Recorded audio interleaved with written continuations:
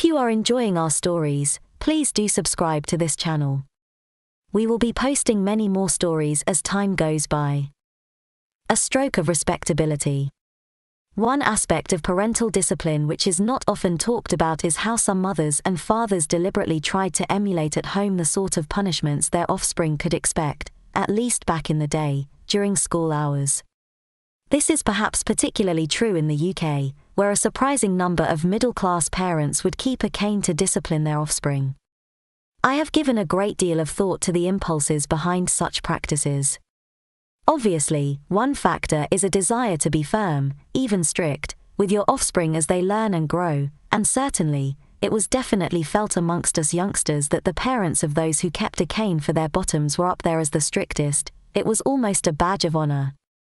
But among parents themselves, I would say that an even greater impulse was the somewhat desperate urge to seek respectability above all things. This was at a time when the class system in Britain was very much a tangible thing, and it was perhaps felt that this respectability would cause them to be more widely accepted in the upper echelons of society. Reputation was a precious commodity. Indeed, speaking from just my own experience, I lost count of the number of times I heard the phrase, "What will the neighbors think?" So, I think part of the search for this elusive badge of respectability was for our parents to emulate what they thought happened to the naughty offspring of the upper classes, given that their parents paid large sums of money from them to go to strict, private schools where the cane was freely in use.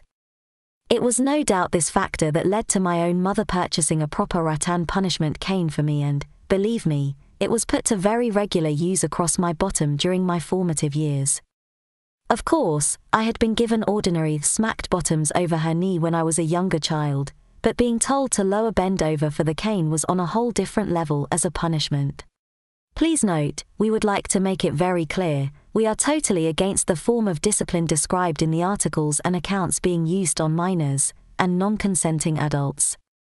Although some of these accounts are fictional, and others may be an exaggerated reality, none of them are too far from the truth of what really happened back in those days. If you are enjoying our stories, please do subscribe to this channel. We will be posting many more stories as time goes by.